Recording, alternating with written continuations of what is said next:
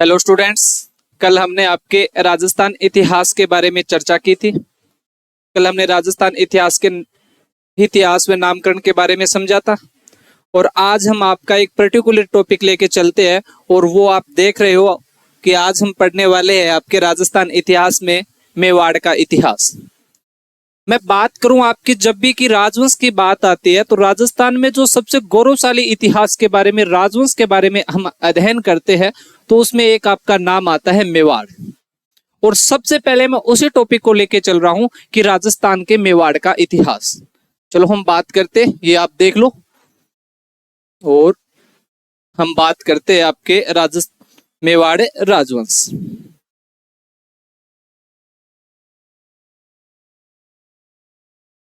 मेवाड़ का इतिहास। मेवाड़ का इतिहास बच्चों, अब बात हो रही है आपके मेवाड़ के इतिहास की। तो सबसे पहले मैं आपकी चर्चा करना चाहूंगा इस शब्द पे। आपने एक शब्द देखा है और आपके सामने एक शब्द है मेवाड़। तो सबसे पहले आपके माइंड में ये क्लियर होना चाहिए कि मेवाड़ है क्या। तो देखो बच्चों, जो आपका राजस्थान है, राजस्थान के दक्षिणी भाग में एक रियासत हुआ करती थी और उस रियासत का नाम है आपका क्या, मेवाड़। मान लिया सर की एक रियासत और उस रियासत का नाम है आपका क्या, मेवाड़। तो फिर सर इस मेवाड़ में कौन कौन सा भौगोलिक क्षेत्र आया करता था, कौन कौन सा क्षेत्र है। तो अब हम बात करते हैं मेवाड़ के भौगोलिक स्वरूप की, कि मेवाड़ के भौगोलिक स्वरूप में कौन कौन सा क्षेत्र आता है, कि जिसकी हम चर्चा कर रहे हैं कि मेवाड़ कहते हैं। तो वो मेवाड़ में क्षेत्र कौन कौन सा है। तो मैं बात करूं मेवाड़ के भौगोलिक स्वरूप की, तो देखो बच्चों आपके आएगा कि मेवाड़ के भौगोलिक स्वरूप में आपका एक तो आपका आता है उदयपुर। कौन सा आपका, उदयपुर। इसके बाद में एक आपका राजसमंद। राजसमंद, उदयपुर आ गया, राजसमंद आ गया। इसके साथ साथ आपका चित्तौड़गढ़। कौन सा आपका, चित्तौड़गढ़। चलो सर चित्तौड़गढ़ आ गया। इसी के साथ आपका भीलवाड़ा। तो ये लो जी आपका भीलवाड़ा आ गया। और कुछ हिस्सा आता है आपके प्रतापगढ़ का। पूरा प्रतापगढ़ नहीं आता है पर प्रतापगढ़ का अधिकांश हिस्सा है वो आपके मेवाड़ में आता है। तो उदयपुर हो गया आपका, राजसमंद हो गया, चित्तौड़गढ़ हो गया, भीलवाड़ा हो गया, प्रतापगढ़ हो गया। और एक आपका अभी जो जिला बना है सलूम्बर, तो सलूम्बर को भी हम ऐड करेंगे किसमें, आपके मेवाड़ में। तो जब भी मेवाड़ के जियोग्राफिकल क्षेत्र की बात आएगी, आपके भौगोलिक क्षेत्र की बात आएगी कि मेवाड़ में कौन कौन सा एरिया आता है, तो सबसे पहले आपका उदयपुर, सबसे पहले आपका उदयपुर, उसके बाद आपका राजसमंद, उसके बाद में आपका चित्तौड़गढ़, फिर आपका भीलवाड़ा, फिर आपका प्रतापगढ़ और फिर आपका सलूम्बर। लेकिन एक बात ध्यान रखना बच्चों, जब भी हम बच्चों से पूछते हैं कि मेवाड़ का क्षेत्र कौन सा है, तो बच्चा कहता है सर दक्षिणी राजस्थान में मेवाड़ है। और वो अपने फ्लो में बताना शुरू करता है कि सर उदयपुर, राजसमंद, चित्तौड़गढ़, प्रतापगढ़, डूंगरपुर, बांसवाड़ा। तो आपको खास बात एक ध्यान रखनी है कि एक तो आपको डूंगरपुर, कौन सा आपको, डूंगरपुर, और एक आपको बांसवाड़ा। इन दो जिलों को आपको ऐड नहीं करना है किसमें, आपके मेवाड़ में, क्योंकि इन क्षेत्र को हम कहते हैं आपका वागड़ प्रदेश। कौन सा प्रदेश आपका, वागड़ प्रदेश। तो खास करके याद रखना कि जब भी आप मेवाड़ की बात करोगे तो दक्षिणी राजस्थान के जो ये दो जिले हैं इनका ध्यान रखना है, इनको हम सम्मिलित नहीं करेंगे किसमें, आपके मेवाड़ में। तो बात हुई बच्चों आपके मेवाड़ के भौगोलिक स्वरूप की।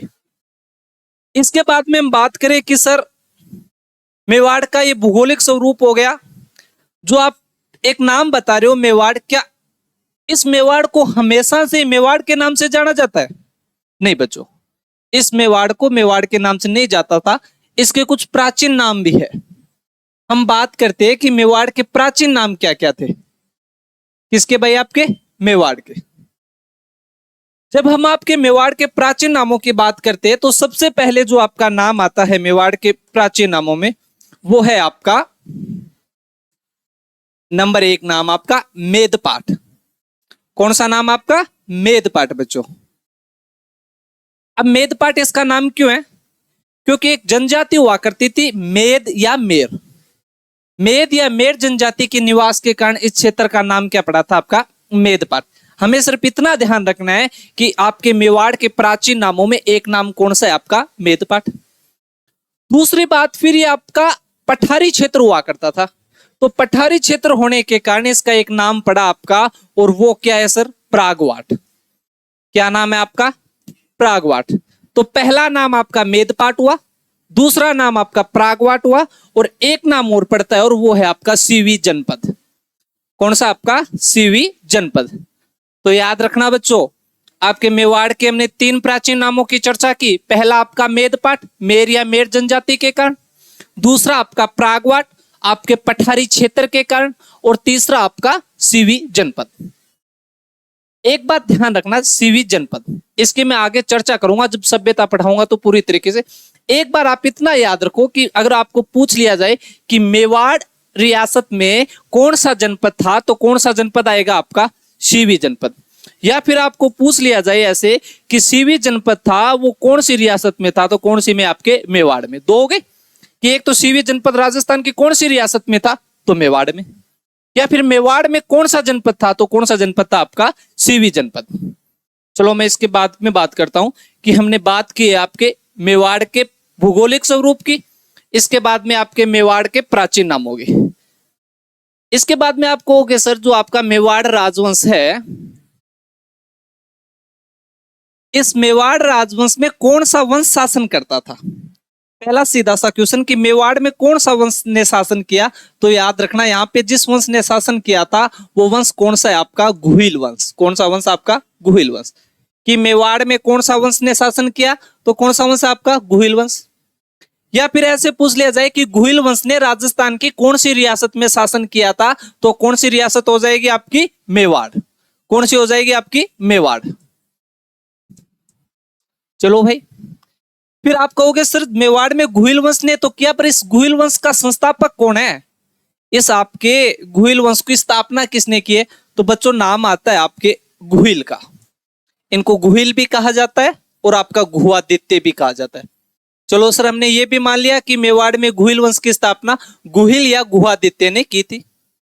तो सर ये गुहिल या गुहादित्य कौन है, इसके बारे में हमें जानना होगा।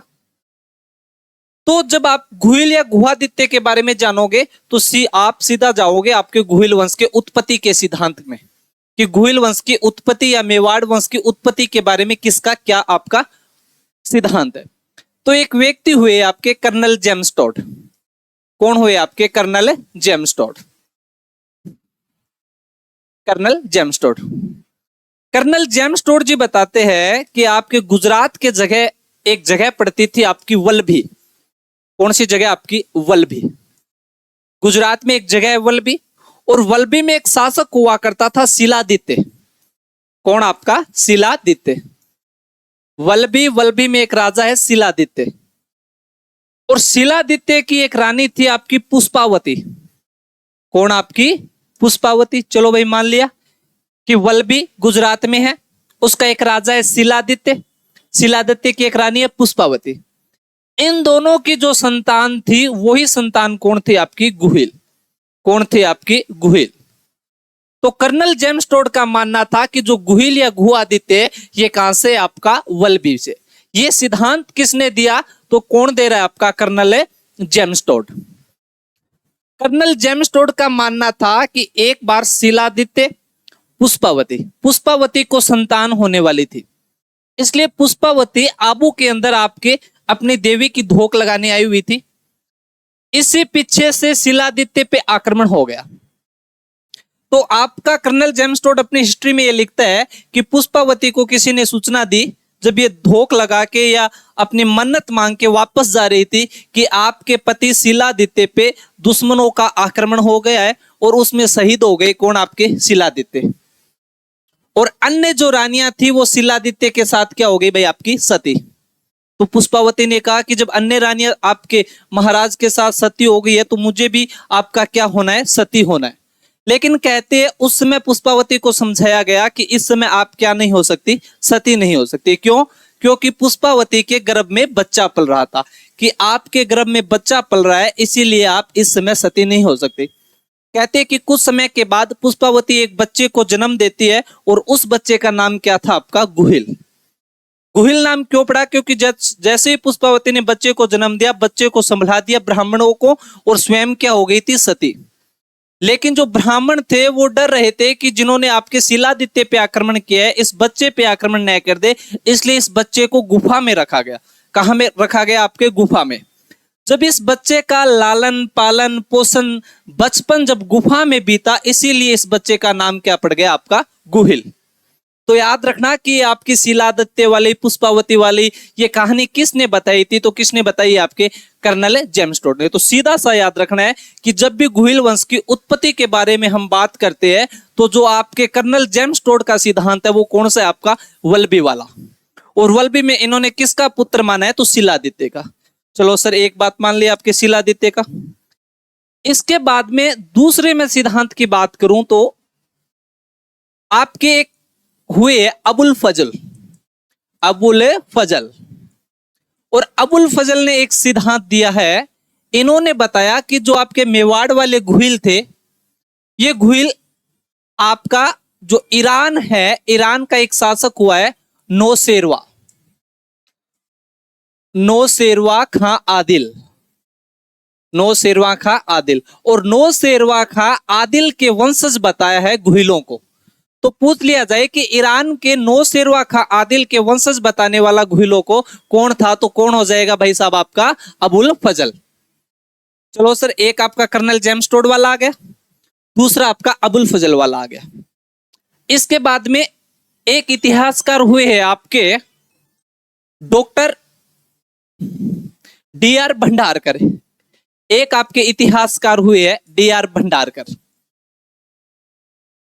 डी आर भंडारकर, इन्होंने क्या सिद्धांत दिया? इनको एक अभिलेख मिला आहड़ से, एक अभिलेख मिला आहड़ से, और उस अभिलेख के आधार पर इन्होंने बताया कि जो गुहिल है वो किस वंश से? आपके ब्राह्मण वंशी से। किस वंश से? आपके ब्राह्मण वंशी से। तो आहड़ अभिलेख के आधार पे गुहिलों को ब्राह्मण वंशी बताने वाले कौन थे? आपके डी आर भंडारकर। लेकिन साथ साथ में इन्होंने बताया ब्राह्मण वंशी है, पर कहां से? आपके तो आनंदपुर से। इनका स्थान कौन सा बताया? आपका आनंदपुर। चलो ये भी मान लिया कि आनंदपुर के ब्राह्मण बताने वाले कौन थे? आपके डी आर भंडारकर। इसके बाद में मैं बात करूं आपके एक इतिहासकार हुए आपके मुहणोत नैणसी। मुहणोत नैणसी, और एक आपके दशरथ शर्मा। दशरथ शर्मा, और इन्होंने आपके गुहिलों को क्या माना है? तो ब्राह्मण वंशी। कौन सा? आपका ब्राह्मण वंशी। ब्राह्मण वंशी। तो याद रखना कि कर्नल जेम्स टोड ने आपको क्या बताया कि ये वल्लभी से संबंधित है, शिलादित्य के वंशज। अबुल फजल क्या बता रहा है कि ईरान के नौशेरवा खां आदिल की संतान है ये। डी आर भंडारकर क्या बता रहा है कि ये ब्राह्मण वंशी है, पर कहां से? आपके आनंदपुर से बता रहे।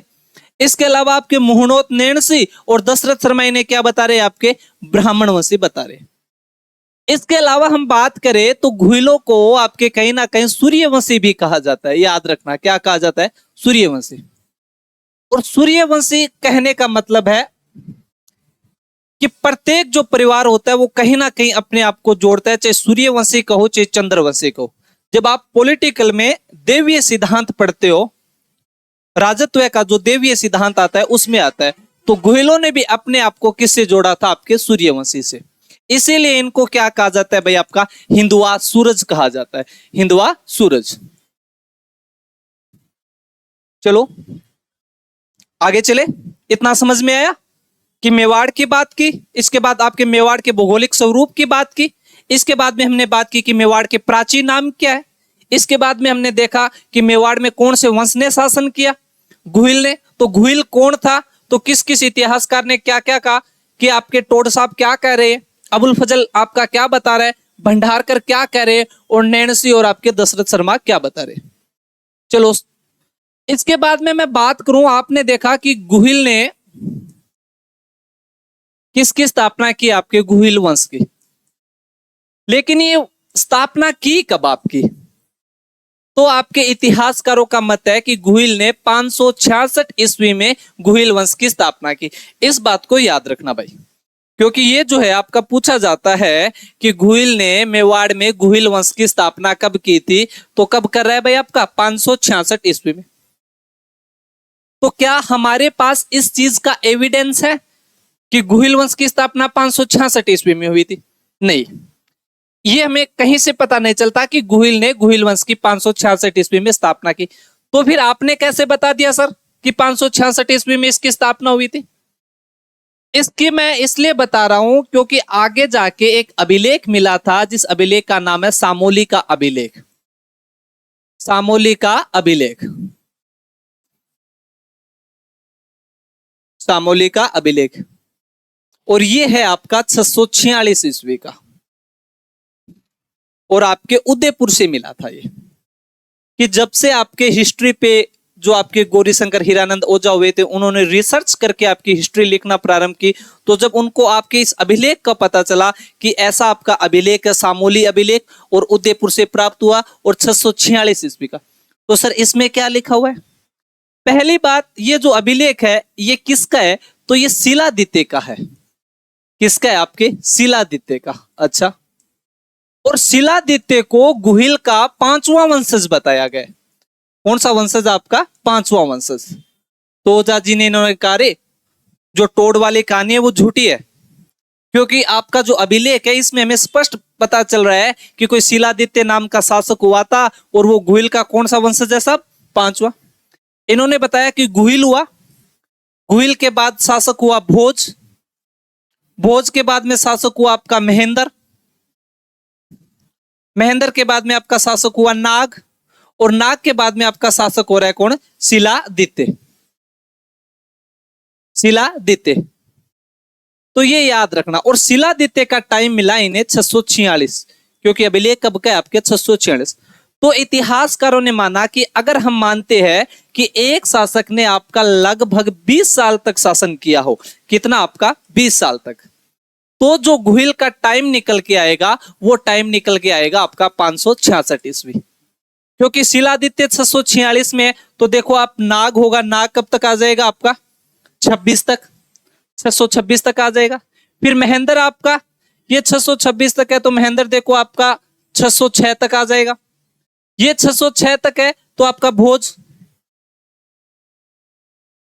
भोज देखो 606 में से 20 गए, आपके 86 तक आ जाएगा, और 86 तक आया तो गुहिल 566, आपका 566 तक।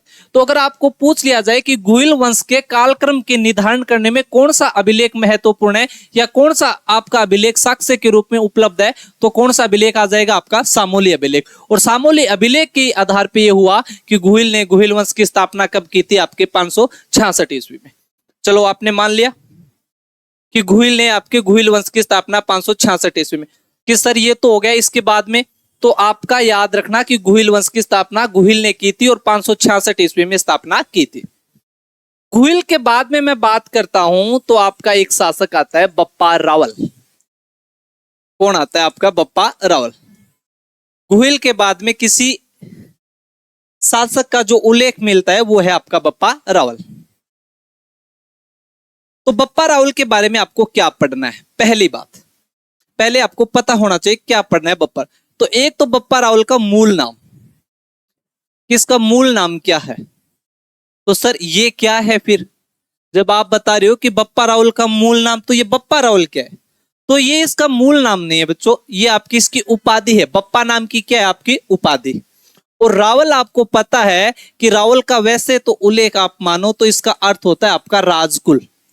क्या होता है? आपका राजकुल। बाद में आपकी उपाधि चली कि बप्पा है, और रावल का मतलब राजा था, तो राजकुल से तो रावल। तो सर इसका मूल नाम क्या है? तो आपके जो टोडजी जब हिस्ट्री लिख रहे थे तो टोडजी ने तो बता दिया कि जो बप्पा है ये शिलादित्य की उपाधि है। किसकी उपाधि है? आपके शिलादित्य की। कर्नल जेम्स टोड जब हिस्ट्री लिखते हैं तो इन्होंने बताया कि जो बप्पा रावल है, बप्पा ये उपाधि है, और ये उपाधि किसकी? आपके शिलादित्य की। और एक आगे जाके मेवाड़ में आपके इतिहासकार हुए जिन्हें हम कवि राजा श्यामल दास कहते हैं, जिनका ग्रंथ है आपका वीर विनोद। और श्यामल दास ने, ये आपके कवि राजा श्यामल दास ने बप्पा की उपाधि बता दी थी महेंद्र की। किसकी? आपकी महेंद्र की। लेकिन मैंने फिर से बात की थी आपको कि जब से गौरीशंकर हीरानंद ओझा वालों ने आपके हिस्ट्री पे रिसर्च किया, रिसर्च करके आपके जब इन्होंने इस बात का पता लगाया कि वास्तव में हिस्ट्री में क्या है, तब उन्होंने बताया कि बप्पा उपाधि तो है, पर ना ही तो शिलादित्य की है और ना ही किसकी? आपके महेंद्र की। तो फिर ये उपाधि किसकी है? तो आपके ओझा साहब ने बताया कि आप मेवाड़ के जितने भी बही बाट है उनकी बही बाटे देख लो, इसके अलावा आप राज प्रशस्ति देख लो, उसके अलावा आप मुहनोत नैणसी की ख्यात देख लो। उन सब में लिखा हुआ है कि जो काल भोज है, और काल भोज के बेटे का नाम खुमान था। काल भोज के बेटे का नाम क्या था? आपका खुमान था।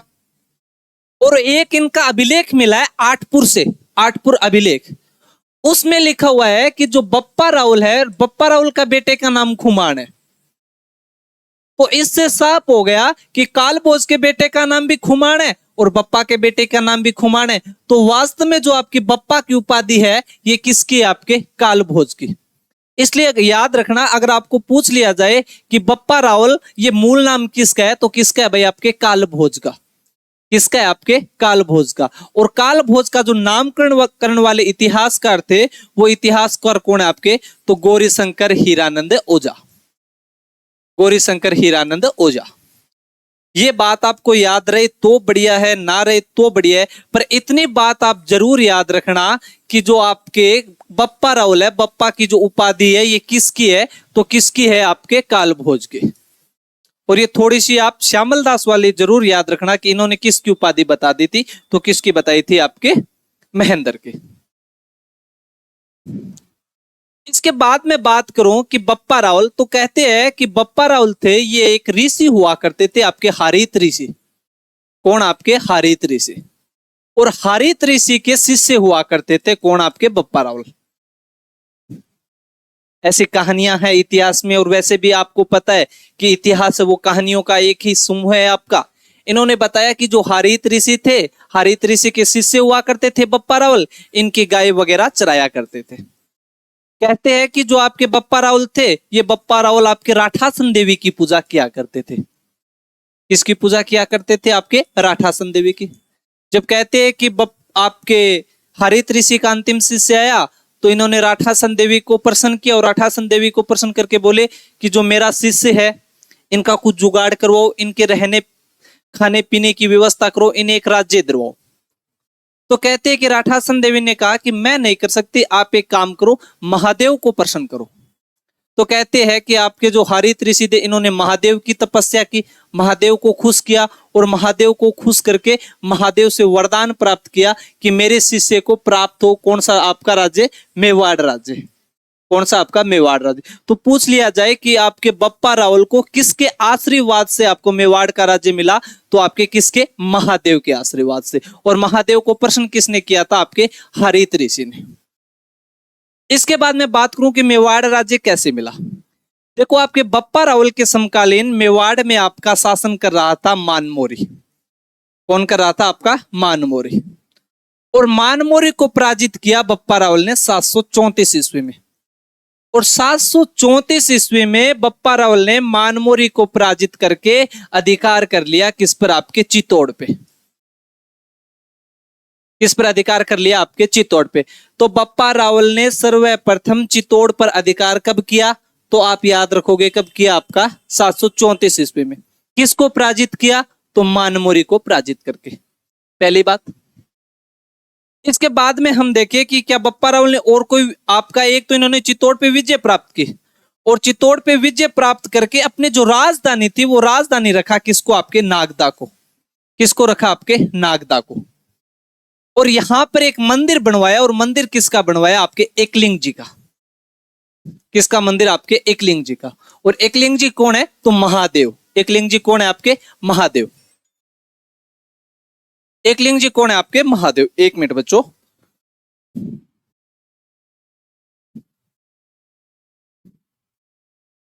एकलिंग जी कौन है? आपके महादेव। इसके साथ साथ मेवाड़ वाले तो मेवाड़ का राजा ही किसे मानते थे, आपके एकलिंग जी को, और स्वयं को क्या मानते थे, आपके एकलिंग जी का दीवान। मैंने फिर बताया था कि जब आप पॉलिटिकल साइंस पढ़ोगे तो पॉलिटिकल साइंस में जब आप राज्यों का उदय पढ़ते हो तो वहां पे देवीय सिद्धांत पढ़ोगे और वहां देवीय सिद्धांत में ये थ्योरी आती है। जैसे आप आमेर का इतिहास पढ़ोगे तो आमेर में आप देखोगे कि आमेर वाले भी स्वयं को राजा नहीं मानते। बीकानेर में पढ़ोगे तो देखोगे बीकानेर वाले लक्ष्मण आपके राजा मानते थे लक्ष्मी नारायण जी को, और लक्ष्मी नारायण जी का दीवान मानते थे। उसी प्रकार मेवाड़ वाले भी राजा तो किसको मानते थे, एकलिंग जी को, और स्वयं को क्या मानते थे, एकलिंग जी का दीवान। तो दो बातें याद रखना, एक तो आपके बप्पा रावल ने मेवाड़ पर अधिकार कब किया, 734 ईस्वी में। किसको पराजित किया, मानमोरी को। इसके अलावा अपनी राजधानी किसे बनाई, नागदा को, और नागदा को राजधानी बनाने के बाद मंदिर किसका बनवाया, एकलिंग जी का। और कहां पे बनाया, तो याद रखना कैलाशपुरी में, कैलाशपुरी में, कैलाशपुरी में मंदिर बना दिया, राजधानी बना ली और चित्तौड़ पे अधिकार हो गया। इसके बाद हम बात करते हैं आपके बप्पा रावल की अन्य विजयों की। कहते हैं कि अन्य विजयों में जो आपकी गजनी पड़ती है, गजनी का शासक था सलीम, और सलीम ने आक्रमण किया था आपके बप्पा रावल पे। तो सलीम को पराजित किया था किसने, आपके बप्पा रावल ने। और यहां तक कहते हैं कि सलीम को पराजित करते हुए ये गजनी तक चले गए थे, और सलीम को वहां का शासक हटा के अपने भांजे को वहां का शासक बना दिया था। किसको, अपने भांजे को। गजनी के शासक सलीम को पराजित किया, सलीम को गद्दी से हटाया, और गद्दी से हटा के अपने भांजे को वहां का शासक बना दिया। जब कहते हैं कि ये गजनी तक गए थे तो आपकी एक जगह है पाकिस्तान। कौन सी, आपकी पाकिस्तान। पाकिस्तान में एक शहर है आपका रावलपिंडी। कौन सा शहर है आपका, रावलपिंडी। कहते हैं कि जो आपका ये रावलपिंडी शहर है इसका नामकरण भी बप्पा रावल के नाम से जुड़ा हुआ है। कैसे, कहते हैं जब ये गजनी गए थे तो पाकिस्तान में इन जगह पर इन्होंने अपना शिविर डाला था, सैन्य शिविर डाल लिया। शिविर कुछ दिनों तक वहां पर रहा, तो वहां पे लोग पूछते कि ये शिविर किसका है, कि भाई ये शिविर तो बप्पा का है। किसका है भाई, आपके बप्पा रावल का। तो कहते शिविर किसका, कि रावल साहब का। शिविर किसका, रावल साहब का। फिर यहाँ पे कुछ दुकानें वगैरह खुल गई, तो कहा कि भाई ये क्या हो गया, पिंड, कि ये पिंड किसका है। पंजाबी भाषा में पिंड शब्द चलता है कि ये रावल दा पिंड है, रावल दा पिंड है, रावल दा पिंड। कहते कहते पाकिस्तान का एक शहर का नामकरण हो गया, और वो शहर कौन सा, आपका रावलपिंडी। इसके अलावा आपके बप्पा रावल से एक बप्पा रावल याद करना कि मेवाड़ में सबसे पहले सोने के सिक्के जारी किसने किए थे, सोने के सिक्के जारी करने वाला। तो कहते हैं कि मेवाड़ में सबसे पहले सोने के सिक्के जारी आपके बप्पा रावल ने किया था, 115 ग्रेन का।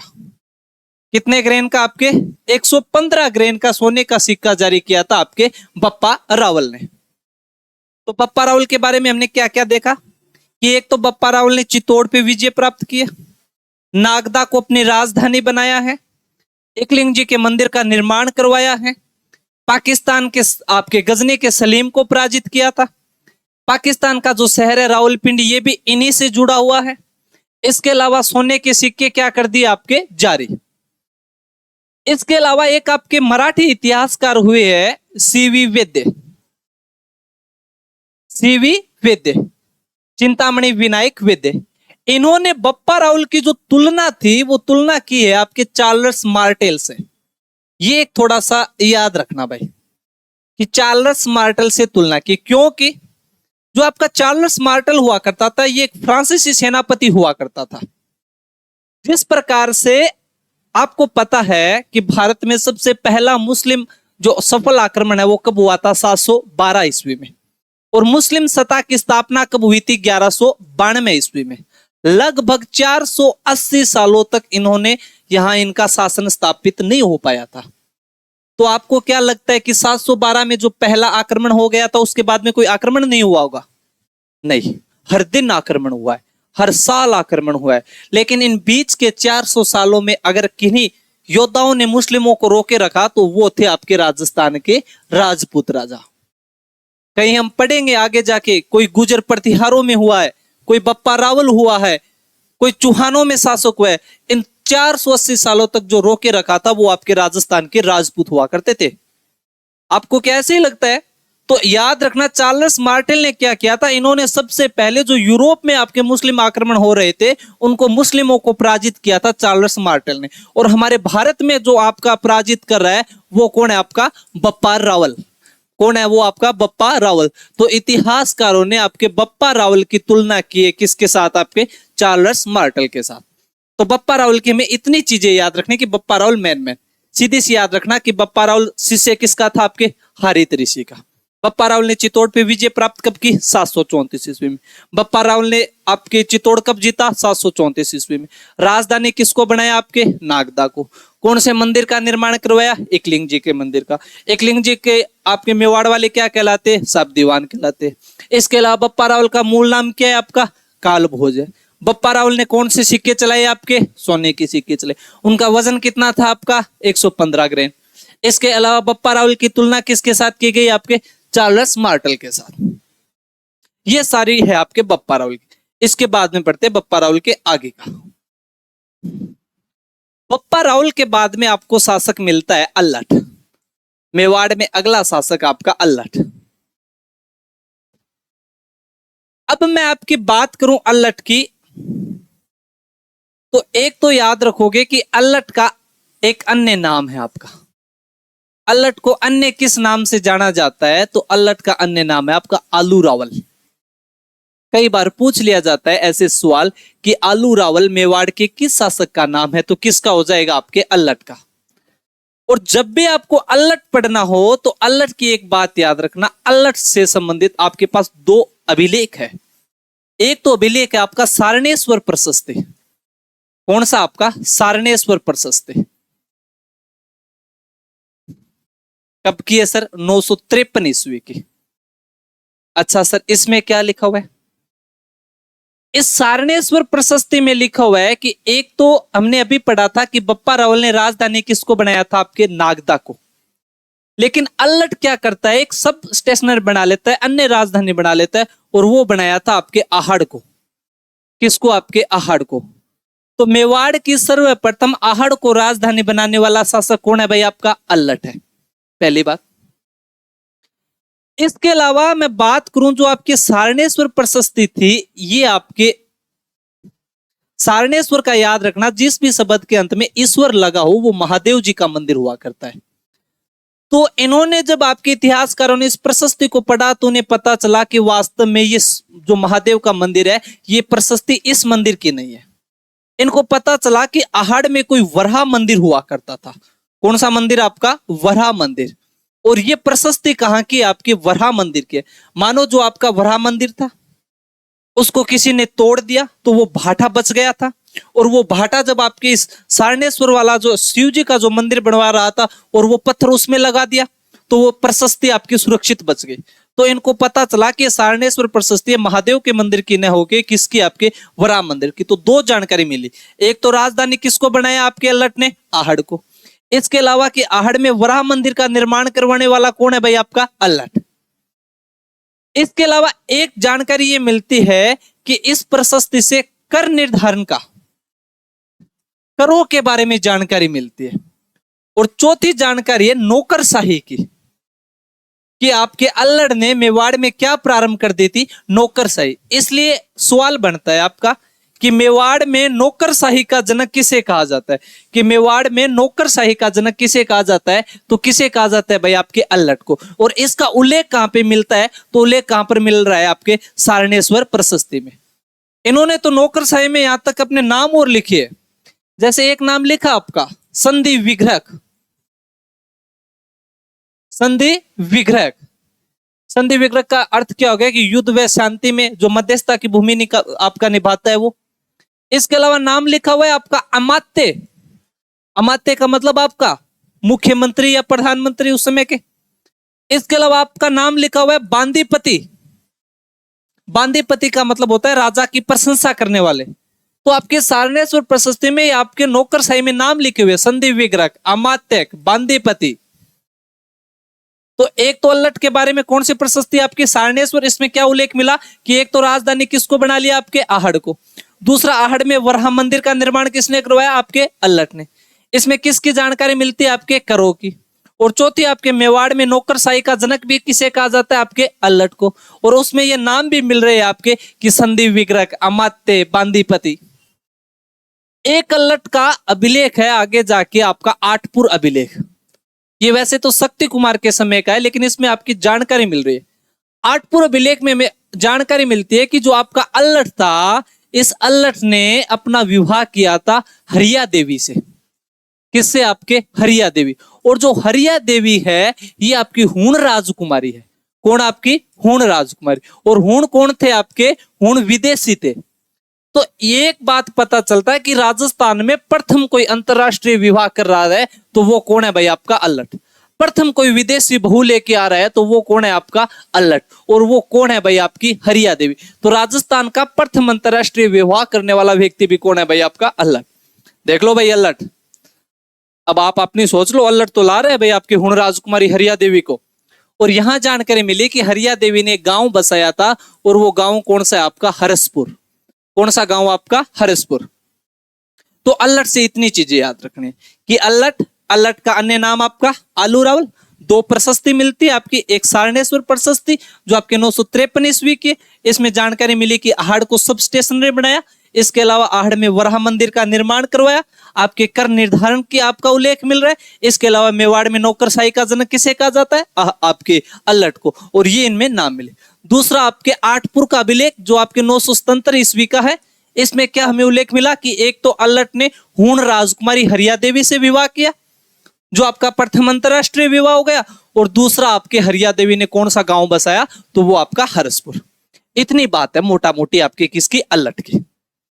चलो इसके बाद में मैं बात करता हूं अल्लट के बाद में। अल्लट के बाद में आपको उल्लेख मिलेगा मेवाड़ में शक्ति सिंह का।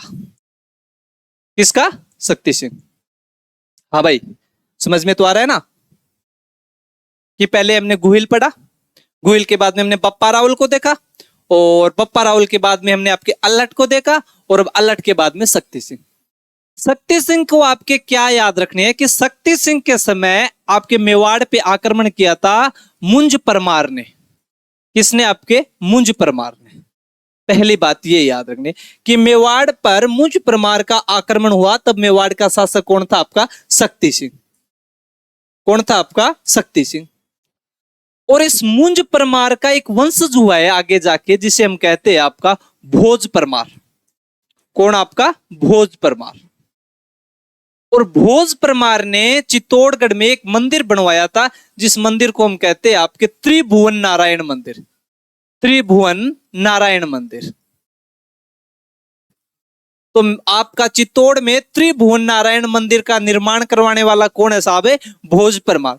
तो आपके दिमाग में आएगा कि सर मेवाड़ में तो गुहिल वंश था, भोज परमार त्रिभुवन नारायण मंदिर कैसे बना सकता है? तो दिमाग में लाना है कि मेवाड़ का शासक था शक्ति सिंह। शक्ति सिंह के समय आक्रमण हुआ किसका? मुंज परमार का।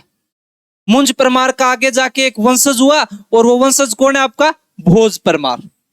और भोज परमार ने एक मंदिर बनवाया, और वो मंदिर कौन सा है? आपका त्रिभुवन नारायण मंदिर। अब मेवाड़ के शासकों में आगे जाके एक शासक बनेगा, मैं आगे बताऊंगा, पर अभी आप एक बात याद रखो, एक शासक हुआ है महाराणा मोकल। और मोकल क्या करता है? इस त्रिभुवन नारायण का पुनर्निर्माण करवाता है, या आपका जीर्णोद्वार कराता है। जब मोकल ने आपके त्रिभुवन नारायण मंदिर का आपका पुनर्निर्माण करवाया, इसलिए आगे जाके इस मंदिर को क्या कहा गया? मोकल मंदिर। या तो कहते हैं इसे मोकल मंदिर, या कहते हैं मोकल का समाधीश्वर। तो आज आए कि मोकल मंदिर या समाधीश्वर मंदिर का निर्माण किसने करवाया? तो निर्माण तो भोज परमार ने करवाया था, और इसको त्रिभुवन नारायण मंदिर कहते थे।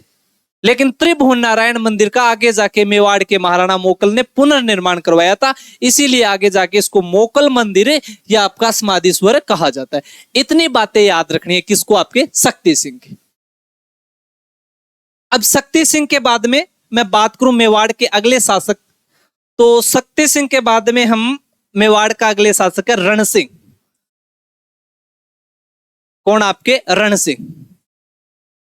इनको रणजीत सिंह भी बोल दिया जाता है, पर याद रखना आपका रण सिंह। एक तो पहली बात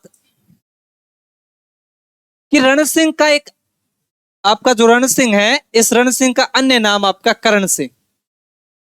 रण सिंह को अन्य किस नाम से जाना जाता है आपके? कर्ण सिंह।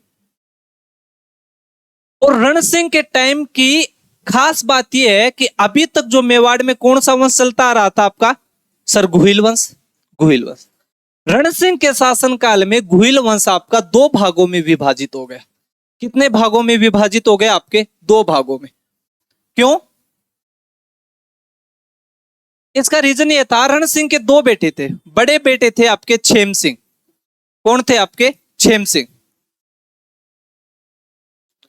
और छोटे बेटे थे आपके राहब। कौन थे आपके? राहब। तो राहब को ठिकाना दिया गया सिसोदा। कौन सा आपका? सिसोदा। राहब को एक ठिकाना दिया गया सिसोदा। और राहब के जो वंशज थे वो आके जाके कहलाए आपके सिसोदिया। क्या कहलाए? आपके सिसोदिया।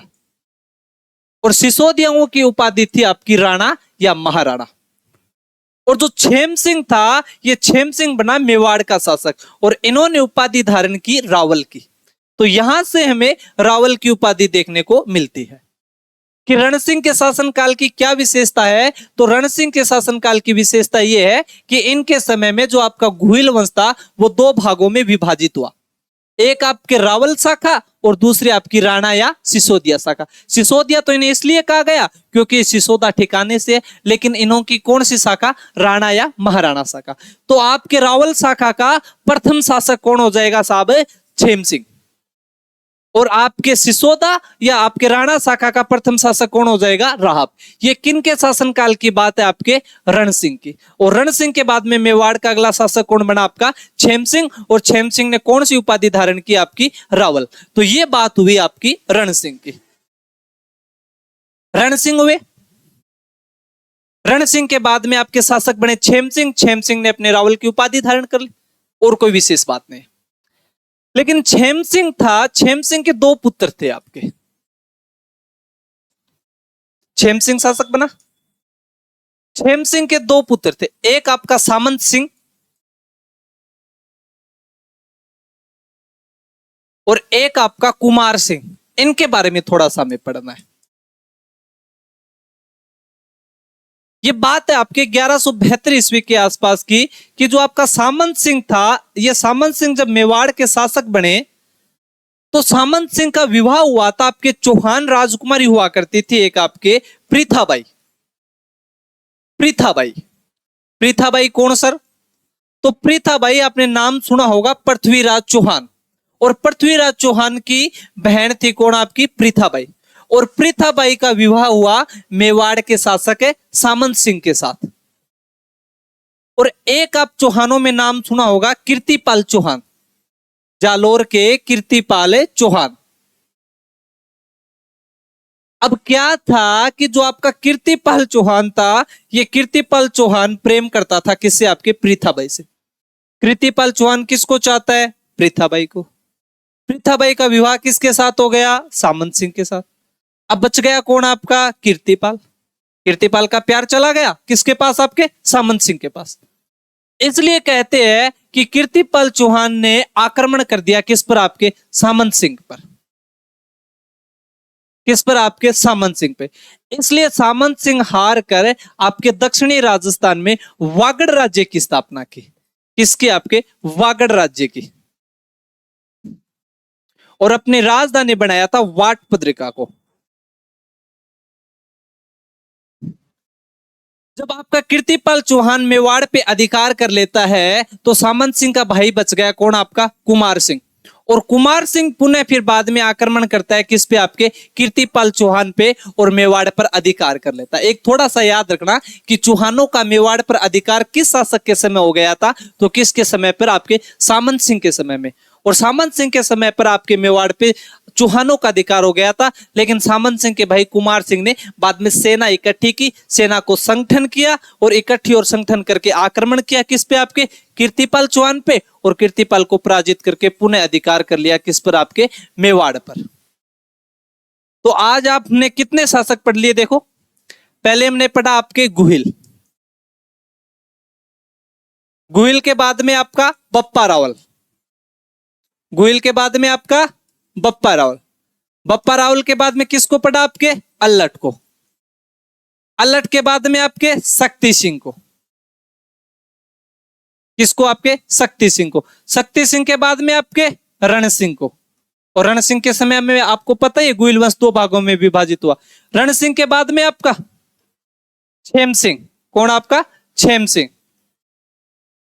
और छेम सिंह के बाद में शासक कौन बना? आपका छेम सिंह के बाद में सामंत सिंह। और सामंत सिंह के बाद में आपका, तो सामंत सिंह के बाद में कुमार सिंह। और बीच में 2 बार आक्रमण भी हो गए थे। एक तो आपको याद है कि आपका जो शक्ति सिंह था, शक्ति सिंह के समय में आपके परमारों ने आक्रमण कर दिया था, और सामंत सिंह के समय में आपके चौहानों ने आक्रमण किया। और अब आपका शासक बन गया था कुमार सिंह। अब कुमार सिंह के बाद में आपके हिस्ट्री की, जो मेवाड़ की हिस्ट्री, उसकी जो आपका शासक के रूप में उल्लेख मिला वो था आपका जेतर सिंह। और जेतर सिंह के बाद में यहाँ का कालक्रम भी हमें मिलने लगा था कि 1213 से 53 तक कालक्रम है किसका? आपके जेतर सिंह का। क्यों? क्योंकि इसके बाद में आपके जो मुस्लिम इतिहासकार हुआ करते थे उन्होंने अपना इतिहास लिखा है, उन्होंने डेट समेत अपना इतिहासकार आपका इतिहास लिखा है, और उनके कालक्रम के अनुसार हमने हमारा टाइम निकाल लिया। तो जेतर सिंह का टाइम निकल के आया आपका 1213 से 1253। अब हम जेतर सिंह की बात करें तो सबसे पहले कि आपका जो जेतर सिंह था, एक इतिहासकार हुए आपके दशरथ शर्मा। दशरथ शर्मा। और दशरथ शर्मा ने जेतर सिंह के काल को आपके मेवाड़ के मध्यकालीन इतिहास का स्वर्णिम काल बताया। कैसा काल बताया? आपके मध्यकालीन इतिहास का स्वर्ण काल। तो पूछ लिया जाए आपको कि मेवाड़ के मध्यकालीन इतिहास का स्वर्ण काल किस शासक के समय को कहा जाता है, तो किस शासक को कहा जाता है? आपके जेतर सिंह को। किसने कहा? आपके दशरथ शर्मा ने। और कोई जेतर सिंह का उल्लेख? कहते हैं कि जेतर सिंह ने एक युद्ध किया था, आपके भूताला का युद्ध। भूताला का युद्ध। भूताला का युद्ध। कहते हैं कि उस समय आपके दिल्ली के शासक हुआ करते थे इल्तुतमिश। जानते हो इल्तुतमिश को? इल्तुतमिश का नाम नहीं सुना है तो रजिया सुल्तान का नाम सुना होगा आपने। तो रजिया सुल्तान के जो पिता हुआ करते थे वो थे आपके इल्तुतमिश। तो भूताला का युद्ध किन किन के बीच हुआ? तो दिल्ली का सुल्तान है आपका इल्तुतमिश। कौन है? आपका इल्तुतमिश। और सामने कौन है? आपका जेतर सिंह। कौन है? आपका जेतर सिंह। फिर सर ये युद्ध हुआ कब? देखो पहले तो इसकी डेट कहीं पे 1222 से 27 के मध्य मिलती है, कभी 1225 से 37 के मध्य मिलती है।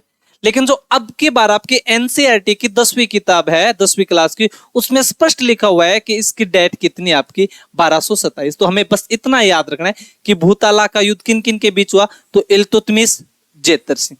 कब हुआ? 1227 ईस्वी में। और इस युद्ध में विजय किसकी हुई साहब? तो आपके जेतर सिंह के। कहते हैं कि जेतर सिंह ने जबरदस्त युद्ध किया था, दिल्ली के सुल्तान को हरा रहा है। अब आप मेवाड़ का उस समय शासन देखिए कि दिल्ली का सुल्तान हार रहा है मेवाड़ से, और हराने वाला शासक कौन है? आपके मेवाड़ का गुहिल वंश का आपका जेतर सिंह। इस युद्ध का वर्णन कहां मिलता है? इंपॉर्टेंट बात आपकी ये है कि इस युद्ध का हमें वर्णन कहां पे मिलता है। तो मैं भूताला युद्ध की बात करूं तो आपकी एक पुस्तक है हमीर मद मर्दन। कौन सी पुस्तक? आपकी हमीर मद मर्दन। तो भूताला के युद्ध का वर्णन करने वाली पुस्तक कौन सी? आपकी हमीर मद मर्दन। और ये किसकी है भाई? आपके जयसिंह सूरी की। हमीर का मतलब होता था आपका अमीर, मद का मतलब होता है घमंड, और मर्दन का मतलब तोड़ने वाला। तो अमीरों के घमंड को तोड़ने वाला या इल्तुतमिश के घमंड को तोड़ने वाला कौन है भाई? आपका जेतर सिंह। इसके अलावा कहते हैं कि जेतर सिंह की इतनी बातें बहुत आपकी। एक तो कि इसके मध्यकालीन इतिहास का स्वर्णिम काल, एक इसने आपका युद्ध किया भूताला का युद्ध।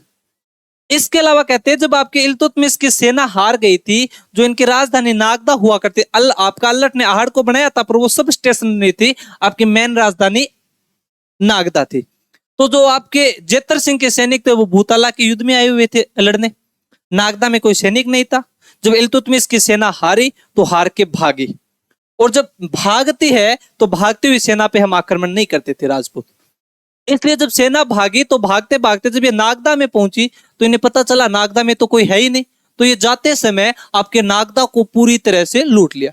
अब जेतर सिंह आपका विजय उपलक्ष्य मना रहे, विजय जुलूस मना रहे, जुलूस मनाते हुए पहुंचे नागदा, तो देखा कि नागदा तो लूटा पड़ा हुआ है। तब जेतर सिंह को समझ में आया कि एक तो राजधानी है वो समतल जगह पे नहीं होनी चाहिए, क्योंकि नागदा समतल जगह पे है कि इसको कोई आता हुआ आनिया भानिया कोई अन्य व्यक्ति लूट के जा सकता है। इसलिए जेतर सिंह ने क्या किया कि पहले परमारों को हराया, क्योंकि चित्तौड़ किसके पास था? परमारों के पास। और चित्तौड़ को विजय किया परमारों से, और चित्तौड़ को अपनी क्या बनाया? राजधानी। तो पूछ लिया जाए कि चित्तौड़ को सर्वप्रथम मेवाड़ की राजधानी किसने बनाया था? तो कौन बना रहा है? आपका जेतर सिंह। चित्तौड़ को सबसे पहले जीता जरूर किसने? आपके बप्पा रावल ने, लेकिन चित्तौड़ को सबसे पहले राजधानी बनाने वाला कौन है आपका? तो जेतर सिंह। तो जेतर सिंह के में इतनी बातें याद रखनी है, ठीक है। और मिलते हैं आपको कल नए वीडियो के साथ। धन्यवाद।